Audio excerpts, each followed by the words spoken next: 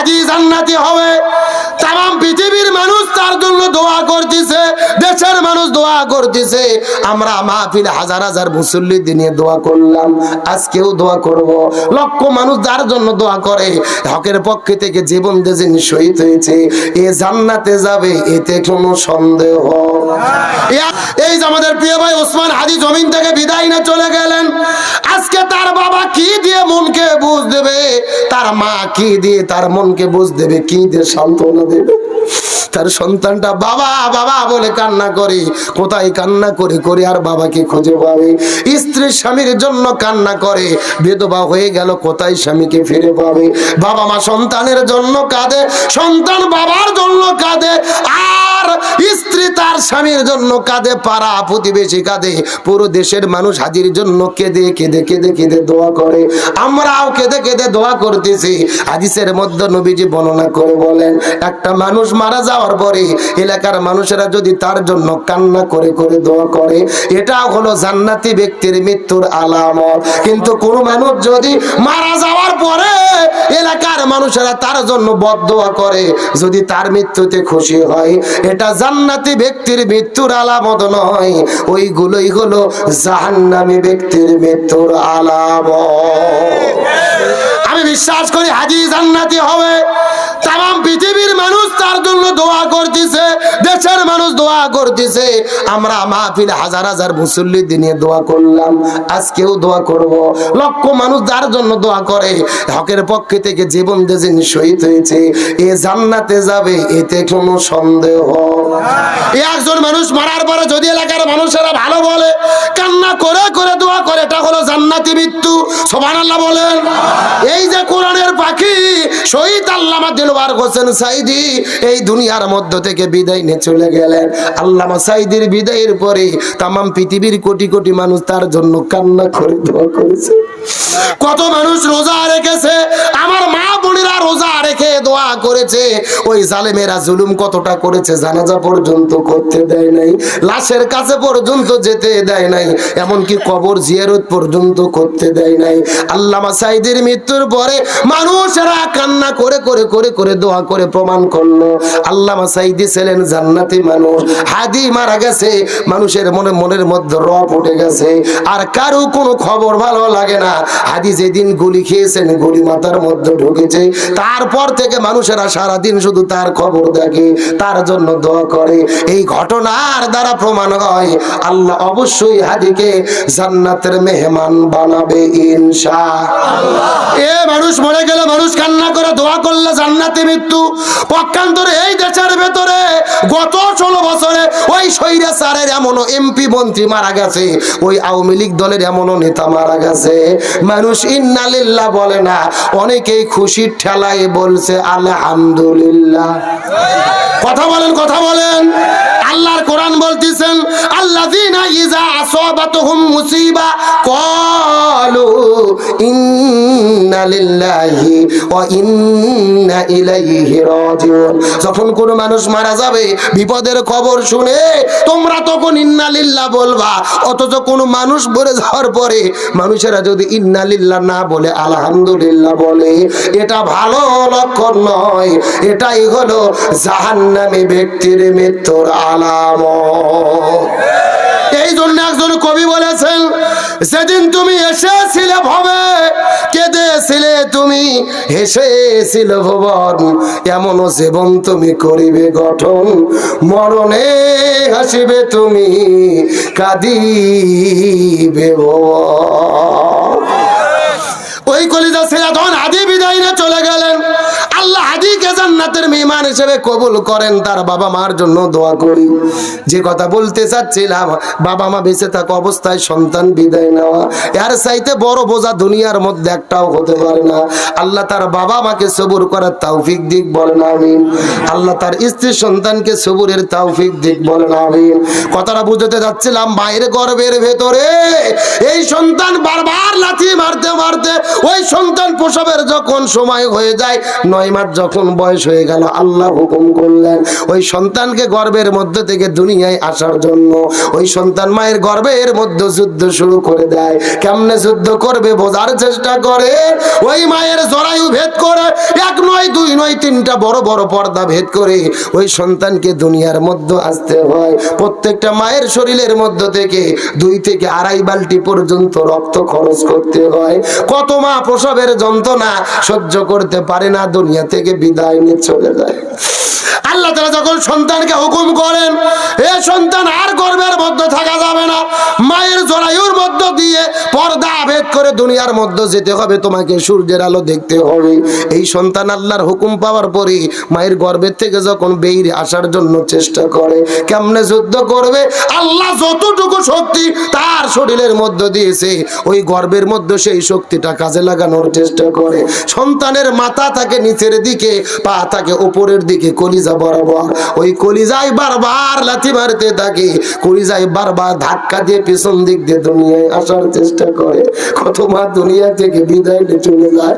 এই দুনিয়ার চিকিৎসা বিজ্ঞান এখন বলে অন্তত 70% মহিলারা ওই প্রসবের বেদনা সহ্য করতে পারে না, নিজের অজান্তেই অজ্ঞান হয়ে যায়, সেন্সলেস হয়ে যায়। কিন্তু তারা বলে আমাদের মাথাগুলো বড় ফেল পড়ে যায়, পরীক্ষায় গবেষণায় বুঝতে পারি না। ওই সন্তান দুনিয়ায় আসার পরে মনে হয় মাটা মৃত্যুবরণ করে সাইডে পড়ে আছে, কিন্তু সন্তান দুনিয়ায় আসার পরে একবার যখন মা মা বলে কান্না করে রে, ওই সন্তান হাতের মধ্যে নিয়ে মায়ের বুকের সাথে থাকানোর সাথে সাথে মনে হয় আল্লাহ মৃত মাকে আবার পরিপূর্ণ জীবিত করে দেয়। লিল্লাহি তাকবীর। এ গাইবান্ধার মুসলমান গভীর মনোযোগ বোঝার চেষ্টা করেন। তাহলে এতক্ষণ পর্যন্ত আমি বোঝানোর চেষ্টা করলাম সন্তান গর্ভ এবং প্রসবের একটা কষ্ট যন্ত্রণা আছে না নাই, কিন্তু নবীর মা আমিনা বলে আমি কসম করে বলি রে, আমি আমার সন্তান প্রসব করেছি, গর্ভে ধারণ করেছি, আমি বিন্দু মাত্র কোনো কষ্ট বুঝতে পারি না। ওমা আরসালনাকা ইল্লা রাহমাতাল লিল আলামিন। তা চিৎকার করে বলেন ওই নবীজির রহমত কম না বেশি? আরো জোরে বলেন। আর যেই বাবা মা এত কষ্ট করে, বাবা মার সঙ্গে খারাপ ব্যবহার করে, এমন কুলঙ্গার সন্তান গাইবান্ধা জেলাতে আছে না নাই? আমি যুবকদের দুপায়ে হাত দিয়ে অনুরোধ করে বলি, খবরদার বাবা মার সাথে খারাপ ব্যবহার করো না। তুমি নামাজ পড়ো, রোজা রাখো, হজ করো, যাকাত দাও, কোনো ইবাদতে কাজ হবে না। বাবা মা যদি তোমার উপর অসন্তুষ্ট থাকে জান্নাতের বারান্দাও যেতে পারবে না।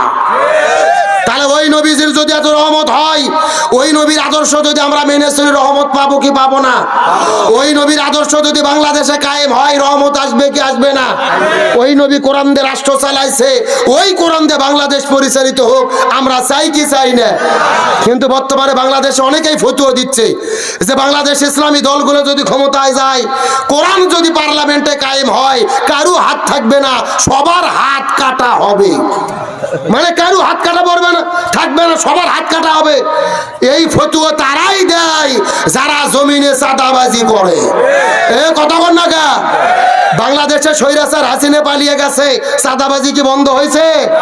আজকে দেখলাম সেই নাটুরের ঈশ্বর দিতে একটা লোক গেছে চাঁদা চাইতে একটা ট্রাকের কাছে, বাসের ড্রাইভারের কাছে, চাঁদা দেয়নি, একেবারে জানালা ধরে ঝুল্লু মারছে। ড্রাইভার আবার এমন সেনা, চাঁদা না দিয়ে গাড়ি মারছে টান, 80 ডিগ্রি ফোর্সে গাড়ি চলতেছে, ও ওই জানালার সঙ্গে ঝুলে আছে, বারবার বলতেছে চাঁদা দাও। ড্রাইভার বলতেছে কিসের চাঁদা? 2000 ছাত্র জনতা রক্ত দিয়ে হাসিনাকে তাড়িয়েছি, আর কোনো চাঁদাবাজি চলতে দেওয়া হবে না। যখন ও চাঁদা না দিয়ে গাড়ি জোরে টান মারছে, ও ঠেলাক করে বলতেছে আব্বা আমাকে ছেড়ে দেবা। কি বুঝলেন? আমাদের দেশে একটা কথা আছে, ঠেলার নাম বাবাজি, ঠেলার নাম। আগে বললো চাঁদা দে, না হলে যেতে দেবো না, পরে বলতেছে বাপজান ছেড়ে দে বাপ, ছেড়ে দে বাপ, আব্বা ছেড়ে দে আব্বা। সর্বশেষ কিছু দূর যাওয়ার পরে আকুতি মিনিটে শুনে তাকে ছেড়ে দেওয়া হয়েছে। আমার তো মনে বলে ছাড়িয়ে দেওয়া দরকার ছিল না, চলন্ত গাড়ির থেকে কুকুরের মতো ধাক্কা দেওয়া দরকার ছিল। হাসিনা পালিয়ে গেছে, চাঁদাবাজি বন্ধ হয়নি, বরং যেই দোকানে চাঁদা হাসিনারা বলে দেওয়া লাগতো 200, এখন দেওয়া লাগে 400। কথা কন না কে? রাস্তাঘাটে রিক্সা চালক, দিন মজুর, খেতে খামার, রাস্তাঘাটে সবজি বিক্রি করে তার কাছে চাঁদা, পান বিক্রি করে তার কাছে চাঁদা, ঢাকা শহরে ফকিন্নির থেকে পর্যন্ত চাঁদা নেয়। তাহলে আরো কয় নম্বর ফকিন্নি রে? মানে ওই রাস্তাঘাটে ফকিরেরা বসে ভিক্ষা করে, তারও চাঁদা, যেখানে বসলে 100 টাকা করে দিতে হবে। মানে এরা ফকিরের চাইতে বড় ফকির। গভীর মনোযোগ। আমরা এই চাঁদাবাজ মুক্ত বাংলাদেশ দেখতে চাই কি চাই না? আমরা হাসিনাকে তাড়িয়েছি 2000 ছাত্র জনতা জীবন দিয়ে। নতুন বাংলাদেশে আর কোন চাঁদাবাজি, সন্ত্রাসীরা জানি আমরা দেখতে চাই না।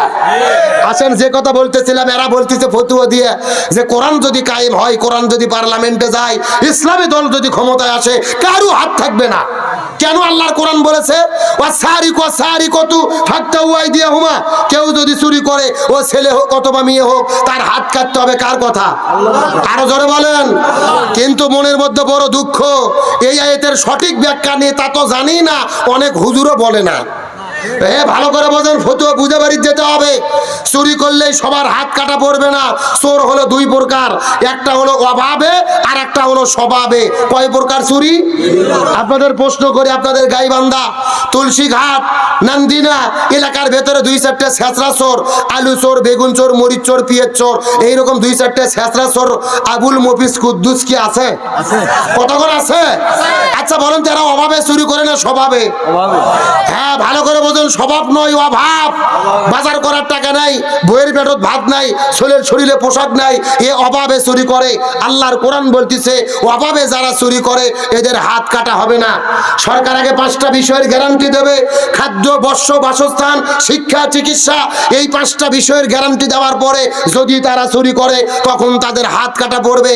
এখন আপনাদের প্রশ্ন করি, আপনাদের এলাকাতে যারা চোর আছে, এদেরকে সরকার যদি বেরি করে দেয়, 3 সন্ধ্যে গরুর গোশতে ভাত দেয়, এরা চুরি করবে?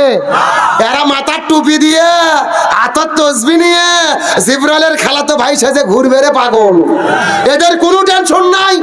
কিন্তু আপনাদের প্রশ্ন করতে চাই, ঢাকা সচিবালয়ে বসে থাকে, সংসদ ভবনের মধ্যে বসে থাকে, কলমের ঘুতো মারে কোটি কোটি টাকা চুরি করে যারা বিদেশে নিয়ে যায়, এরা অভাবে চুরি করে না স্বভাবে?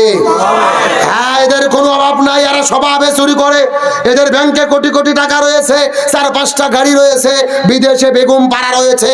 আর আল্লাহর কোরআন বলতেছে, এই স্বভাবে যারা চুরি করে, সর্বপ্রথম এদের হাত কাটতে হবে। আজকে বাংলাদেশের সচিবালয় থেকে একটা সচিবকে ধরে, একটা এমপিকে ধরে চুরি করার অপরাধে বাইতুল মোকাররমের উত্তর পাশে প্রকাশ্য দেওয়ালোকে যদি হাত কাটা হতো, আর বাংলাদেশের সব চোরেরা দেখতো, সব টেলিভিশনে লাইভ সম্প্রচার করা হতো, এক সচিবের হাত কাটলে বাংলাদেশের 60 লক্ষ সরকারি চাকরিজীবীরা এমনিতেই তওবা করে ভালো হতে বাধ্য হতো। কথা ক্লিয়ার না ভেজাল আছে? আরে পাগল, সর্বপ্রথম হাত কাটা পড়বে আপনাদের এলাকার চেয়ারম্যানের। এই যে মেম্বার বসে আছে, কি সুন্দর ফতুয়া দেয়। কুরবানির ঈদের দিনে যখন গোস্ত ভাগ করবে, এরকম হুজুরদেরকে ডাক দেয়, হুজুর গোস্ত 3 ভাগ করেন তো। মুস্তাব পদ্ধতি, 1 ভাগ আমি খাবো, 1 ভাগ আত্মীয় স্বজন খাবে, 1 ভাগ পাড়া প্রতিবেশী খাবে। আমার ভাগে কমালের সমস্যা নাই, গরিবরা যেন কম না পায়। কি ফতুয়া ভাই রে, মনে হচ্ছে এই মাত্র জান্নাত থেকে পালিয়ে এলো। 3 ভাগ গাড়ি পাল্লাতে গোস্ত ভাগ করে, অথচ 3 দিন পরে যখন গরিবের চাল আর গম বন্টন করতে যায়, তখন ডাড়ি পাল্লা বাদ দিয়ে ভাঙ্গা বালতি নিয়ে যায়। কথা কোন লেখে দিচ্ছে 20 কেজি, দিচ্ছে 12 শের। একটা গরিব মানুষ বলতেছে, কে ভাই 20 কেজি লেখে নিয়ে 12 শের দিলেন কে? বলে, বেশি কথা বললে কিন্তু তোর নাম কেটে দেব। তখন গরিব মানুষ বলতেছে, ভাই নাম কাটেন না, যা দেন খাইয়ে বাসি। হাসার জন্য বলি, লক্ষ্য করুন, গত 16 বছরে যা গেছে, বিধবা ভাতা, বয়স্ক ভাতা, স্বামী পরিত্যক্ত ভাতা, একটা কার্ড নিতে গেলে 6000 টাকা ঘুষ দিয়ে 6 মাস আগে সিরিয়াল দিতে হয়েছে। চিৎকার করে বলুন, কথা ঠিক কিনা? আজকে বাংলাদেশের এক চেয়ারম্যান মেম্বারকে ধরে চুরি করার অপরাধে, চাল ডাল গম আত্মসাতের অপরাধে এক চেয়ারম্যানের যদি হাত কাটা হতো, আর টেলিভিশনে লাইভ সম্প্রচার করা হতো, এই বাংলাদেশের 30,000 চেয়ারম্যান আর 1.5 লক্ষ মেম্বারেরা এমনিতেই তওবা করে ভালো হতে বাধ্য হতো। কথা ক্লিয়ার না ভেজাল আছে? আল্লাহর কোরআন বলছে ওয়াজানিয়াতু ওয়াজানি ফাজলিদু কুল্লাহিদিম মিনহুমা মিয়াতা জালদা। কোন ছেলে মেয়ে যদি বিয়ে করার আগে জিনা করে তাদেরকে 100টা বেতের আঘাত করে উভয়কে বিয়ে পড়ে দিতে হবে। আর যদি কেউ বিয়ে করার পরে জিনা করে বুক পর্যন্ত মাটিতে পুঁতে রেখে পাথর মেরে হত্যা করতে হবে। কার কথা? আল্লাহর কথা। আজকে বাংলাদেশের এক জিনাকারীকে ধরে এই গাইবান্ধা শহরের তুলসী ঘাটে বুক পর্যন্ত মাটিতে পুঁতে রেখে পাথর মেরে যদি হত্যা করা হতো আর সব টেলিভিশনে যদি লাইভ দেখানো হতো, এক জিনাকারী হত্যা করলে ধর্ষণ তো দূরের কথা, র‍্যাপ তো দূরের কথা, নারী নির্যাতন তো দূরের কথা, ইফটিজিং তো দূরের কথা, অনেক যুবকের রাতের বেলা স্বপ্ন দোষ পর্যন্ত বন্ধ হতো। কথা বলেন। তার মানে বোঝা গেল কোরআনের বিচার কায়েম হওয়া ছাড়া এই জমিনে শান্তি আসবে। আমি গত 3-4 বার হজ করতে গেলাম, উমরা করতে গেলাম। ওই সৌদি আরবে হাত কাটার আইন আছে, কিন্তু কোন লোক আমি হাত কাটা পাইনি। আপনারা কি পাইছেন নাকি যারা হজ করতে গেছেন? আমি পাইনি। এইবার মসজিদে নববীতে যাওয়ার পরে এক শাইখকে জিজ্ঞেস করলাম, শাইখ এখানে হাত কাটার আইন আছে চুরি করলে, তা আপনাদের এখানে হাত কাটা লোক নাই কেন? আমাকে বলতেছে হুজুর আপনি পাগল হয়েছেন, যেই দেশে হাত কাটার আইন থাকে ওই দেশে চুরি থাকে না। সুবহানাল্লাহ বলেন। তার মানে বোঝা গেল আল্লাহর উদ্দেশ্য কারো হাত কাটা নয়, আল্লাহর উদ্দেশ্য দেশ থেকে চুরি বন্ধ করা। আল্লাহর উদ্দেশ্য পাথর মেরে হত্যা করা নয়, আল্লাহর উদ্দেশ্য জমিন থেকে আপনার জমিন থেকে হত্যা, ধর্ষণ আর জিনা ব্যভিচার বন্ধ করা। সুতরাং স্বাধীনতার 54 বছর পার হয়ে গেছে, একদল ক্ষমতায় এসেছে আর একদল বিদায় নিয়ে চলে গেছে। বাবার নীতিতে দেশ চলেছে, স্বামীর নীতিতে দেশ চলেছে, চাচার নীতিতে দেশ চলেছে। কারো নীতি শান্তি দিতে পারেনি। শান্তি কায়েমের জন্য কোরআনের নীতি কায়েম করতে হবে। সুতরাং স্বাধীনতার 54 বছর গেল, একদল আসলো আর একদল বিদায় নিয়ে চলে গেল, কেউ শান্তি দিতে পারেনি। আগামীর বাংলাদেশে সুদ, ঘুষ, দুর্নীতি, চাঁদাবাজি, রাহাজানি, হত্যা, ধর্ষণ, গুম সব কিছু বন্ধ করে জান্নাতি পরিবেশে কল্যাণমূলক একটা রাষ্ট্র গঠনের জন্য কোরআন দিয়ে বাংলাদেশ পরিচালিত হোক, এটাকে আমরা চাই। কারা কারা চাই? দুটো হাত আল্লাহকে তুলে দেখান।